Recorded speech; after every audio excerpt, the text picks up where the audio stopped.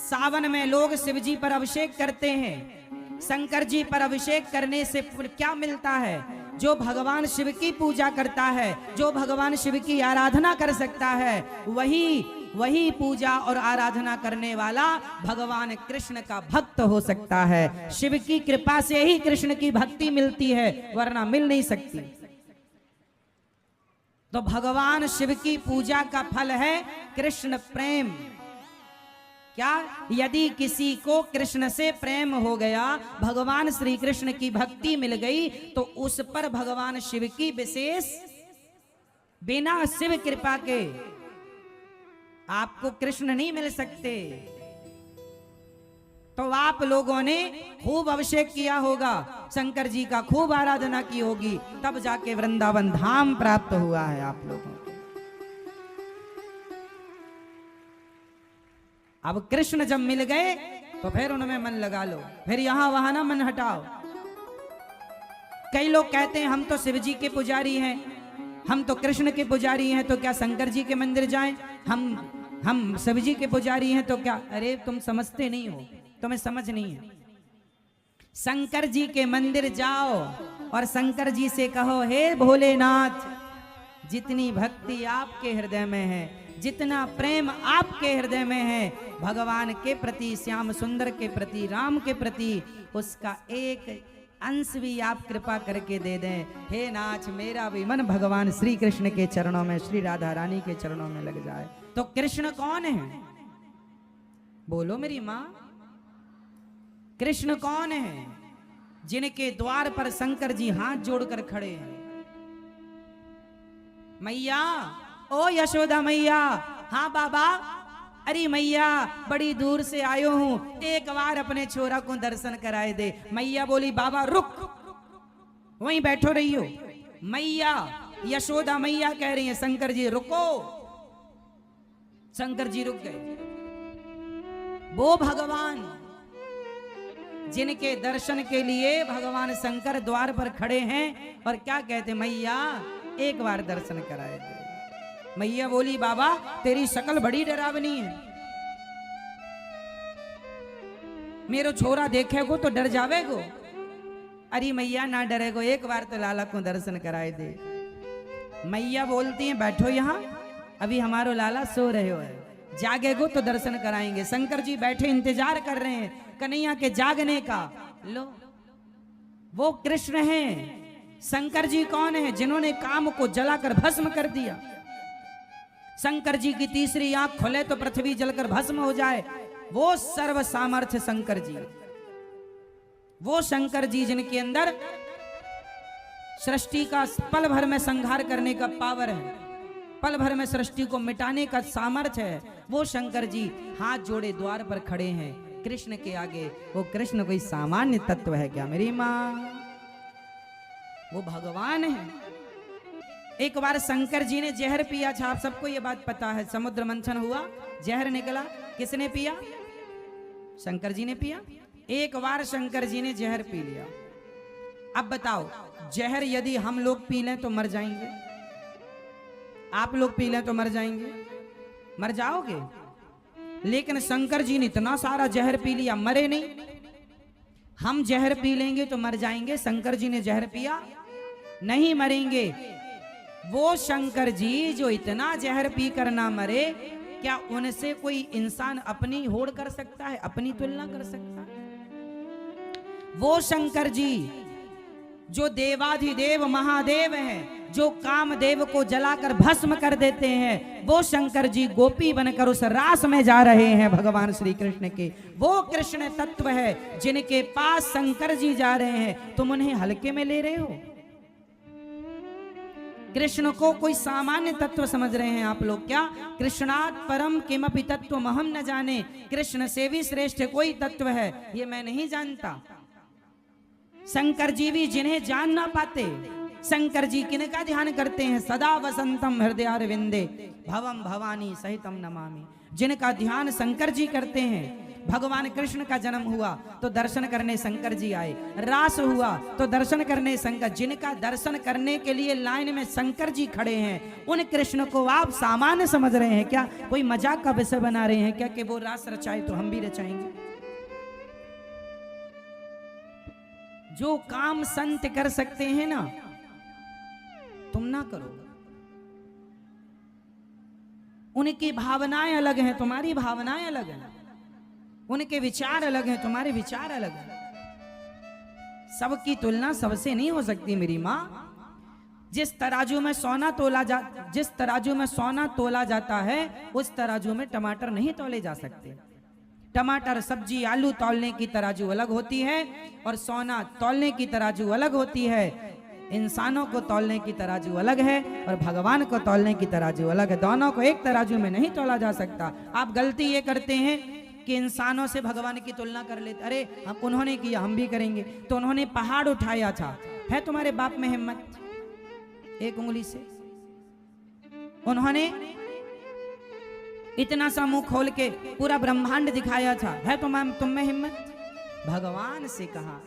आजकल का इंसान जब उसकी नादानी सुनते हैं ना, तो कई बार दया भी आती है मूर्खता पर, कई बार गुस्सा भी आती है कि बताओ भगवान के लिए लोग क्या क्या कहते हैं, जानते नहीं है भगवान के बारे में, बोलते हैं।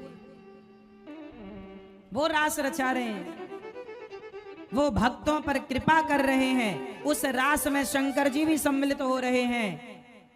पार्वती जी से कहते हैं जरा हमें भी आज श्रृंगार करो, जरा चूड़ी पहनाओ, जरा साड़ी पहनाओ, और लगा के बिंदिया पहन के साड़ी, चाल चले मतवाली। भगवान शंकर चल रहे हैं।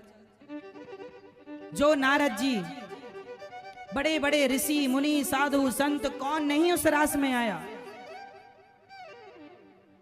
स्वयं वशिष्ठ जी सामान्य है। वशिष्ठ जी के पास जितना पावर ब्रह्मा जी के पास है सृष्टि उत्पन्न करने का, जितना पावर भगवान श्री हरि के पास है, भगवान राम, भगवान कृष्ण के पास जितना पावर है, उतना पावर तप के बल पर श्री वशिष्ठ जी ने प्राप्त कर रखा है। वशिष्ठ जी चाहें तो एक अलग सृष्टि बना सकते हैं। वशिष्ठ जी इतने पावरफुल, अलग ब्रह्मा बना सकते हैं, अलग सृष्टि की रचना कर सकते हैं। एक बार विश्वामित्र जी ने कहा मैं भी कर सकता हूं। एक बार विश्वामित्र जी और वशिष्ठ जी में कहा सुनी हो गई। वशिष्ठ जी इतने पावरफुल थे तो विश्वामित्र जी को लगा मैं भी करूं। आपको पता नहीं होगा, एक बार विश्वामित्र जी ने तो नई सृष्टि प्रारंभ भी कर दी थी। नई सृष्टि, और वो नई सृष्टि क्या है जानते हो? नहीं, ये जो नारियल होता है, ये नारियल ब्रह्मा जी की बनाई सृष्टि नहीं है। एक बार विश्वामित्र जी को गुस्सा आ गया कि मैं चाहूं तो नई सृष्टि कर लूं, तो कहा कि कर लो, तो वो करने लग गए। तो उन्होंने, अब भाई सृष्टि के लिए आदमी लोग चाहिए, स्त्री पुरुष, तो उन्होंने पिंड बनाना शुरू किया। जिस पिंड से इंसानों का जन्म होता, तो सबसे पहले वो पिंड, जैसे चिड़िया पहले अंडा देती है, स्त्री और पुरुष के गर्भ में भी तो एक, ये समझो कि स्त्री का रज, पुरुष का तेज जाकर मिलता है तो एक कलल बनता है। उसी तरह सबसे पहले अंडा तैयार हुआ। तो आपने देखा नारियल में दो आंखें होती हैं, ध्यान से देखा, पानी भरा होता, जैसे बच्चे माँ के पेट में पानी भरा होता है, पूरा अंडा जैसा प्रोसेस होता है नारियल का। नारियल वो सृष्टि की शुरुआत करने लगे अपनी तपोबल से, मैं अलग सृष्टि बनाऊंगा। ऐसे फिर उन्हें समझाए भैया अलग ना चलो, विश्वामित्र जी को समझाए। इसलिए नारियल तोड़ने की परंपरा बनी कि नारियल भी एक जीव है, जैसे हम हैं ऐसे ही लगभग नारियल। इसलिए हमारे यहाँ पशुओं की बलि ना चढ़ा करके विश्वामित्र जी की सृष्टि के जो लोग थे, जो शुरुआत थी बाद में की नहीं गई, उस नारियल को तोड़ करके कहा गया कि हमारी तो यही बलि मान लो प्रभु, यदि आपको बलि चाहिए तो नारियल की बलि। इसलिए हमारे यहाँ बकरे की बलि नहीं चढ़ाई जाती, नारियल की बलि चढ़ाई जाती, क्योंकि उस सृष्टि को मान्यता नहीं मिली गई।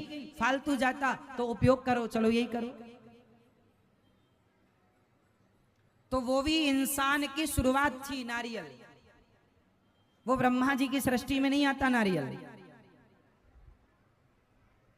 नारियल को प्रकट करने वाले विश्वामित्र जी हैं।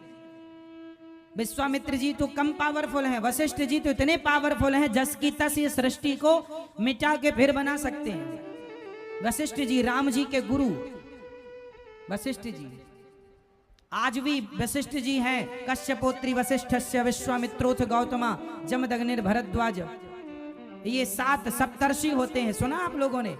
आप लोगों ने सुना? सप्तऋषि पुच्छल तारा देखा होगा, सप्तऋषियों को आकाश में देखा होगा, एक साथ रहते हैं। वो सप्तऋषि होते हैं।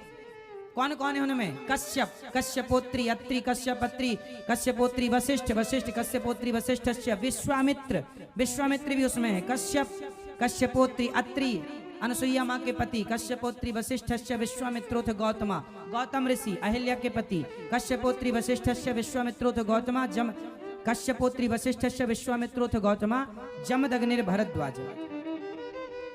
जमदग्नि मतलब परशुराम जी के पिता, जमदग्निर भरद्वाज, भरद्वाज जी। भरद्वाज जी का नाम सुना होगा, रामचरितमानस में भरद्वाज जी का उल्लेख। राम जी उनके आश्रम भी गए थे, श्री भरद्वाज जी के। भरद्वाज मुनि बसई प्रयागराज में रहते थे। ये सप्तऋषि हैं जो इतने पावरफुल हैं, सातों के अलग सृष्टि कर सकते हैं। ये सारे ऋषि, इन सब के ऊपर होते हैं भगवान शंकर, इंद्र के, देवताओं के राजा इंद्र। इंद्र के ऊपर इंद्र हाथ जोड़े खड़े रहते हैं भगवान शंकर के आगे। सबसे पावरफुल हैं सृष्टि में ऋषि। ऋषियों से देवता जो है ना, देवता पावरफुल नहीं होते।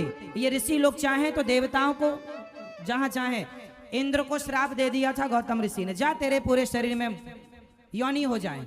अहिल्या का जब चरित्र बिगाड़ने गए, 1000 योनि छिद्र हो गए थे पूरे शरीर में, मुंह दिखाया नहीं गया इंद्र से कहीं। बाद में फिर आंख के रूप में परिणित हो गई। इंद्र की 1000 आंख हैं, पहले योनियां थी, पूरे शरीर में योनि छिद्र, योनि लंपट थे ना, तो श्राप से योनि हो गई, फिर वो आंखों में तब्दील हो। देखिए हमारे यहाँ का साइंस, यहां ही आंखें नहीं, पूरे शरीर में आंखें हो सकती हैं। आप पूरे शरीर से देख सकते हैं, इंद्र पूरे शरीर से देखते हैं। ये हुआ है हमारे यहाँ, ऐसी परंपरा रही है हमारी। ये ऋषि, आप लोगों ने सुना होगा, महाभारत में एक उल्लेख सुना होगा आप लोगों ने, भीष्म पितामह के सामने शिखंडी आ गया। बोलो हाँ हाँ। शिखंडी पहले स्त्री था। शिखंडी का जब जन्म हुआ तो स्त्री था, पर हमारे देश में ऐसे संत थे कि हमारे ऋषियों ने, शिखंडी के पिता ने कहा कि महाराज हमें लड़की की जरूरत नहीं है, राज्य चलाने को लड़का चाहिए। तो शिखंडी को लड़की से लड़का बनाया गया था 5500 साल पहले। ये टेक्नोलॉजी थी। आजकल भी साइंस के द्वारा स्त्री लिंग परिवर्तन हो जाता है, लेकिन आज के में एक समस्या है कि यदि स्त्री को पुरुष बना दिया, आजकल भी प्लास्टिक सर्जरी के द्वारा स्त्री को पुरुष बना दिया जाता है और पुरुष को स्त्री। लेकिन जो पुरुष स्त्री बनता है तो स्त्री योनि तो हो जाती है, लेकिन पुरुष जो स्त्री बनेगा वो कभी मां नहीं बन सकता। लेकिन हमारे यहाँ ऐसी परंपरा रही है कि शिखंडी स्त्री थे, और जो स्त्री पुरुष बनेगी तो वो कभी बाप नहीं बन सकती। लेकिन शिखंडी जब स्त्री से पुरुष बने तो वो पिता भी बने बाद में। और कई बार हमारे यहाँ स्त्री को पुरुष और पुरुष को स्त्री भी बनाया गया है। शास्त्रों में वर्णन आपको मैं कई जगह दिखा दूंगा। हमारे यहाँ ये सारी टेक्नोलॉजी थी, प्रयोग कम करते थे क्योंकि जरूरत नहीं थी, सिद्धांत उद्देश्य अलग अलग थे। तो वो ऐसे ऐसे ऋषि मुनि जो सृष्टि बना सकते हैं, अलग सृष्टि कर सकते हैं। स्त्री को शिखंडी इसका उदाहरण है, महाभारत में कथा है इस बात की कि शिखंडी पहले स्त्री थे, बाद में पुरुष हो गए, इसलिए भीष्म पितामह ने उन पर बाण नहीं चलाया। बाद में पुरुष हुए तो क्या हुआ, जन्म से तो स्त्री है। तो मतलब स्त्री से पुरुष बनाने की क्या प्रोसेस भारत में हम हिंदुओं के पास पहले से ये तकनीक थी। वो भगवान जो ऋषि देवता जिनके सामने हाथ जोड़े खड़े होते हैं, वो भगवान शंकर, और वो भगवान शंकर मैया यशोदा से कहते, अरे मैया तेरे लाला को एक बार दर्शन करना हो, एक बार दर्शन कराए थे। वो भगवान हैं। आप बड़े भाग्यशाली हैं कि उन भगवान की कथा सुन रहे हैं जिन भगवान के दर्शन के लिए शंकर जी भी खड़े रहते हैं द्वार पर, मैया एक बार दर्शन कराए।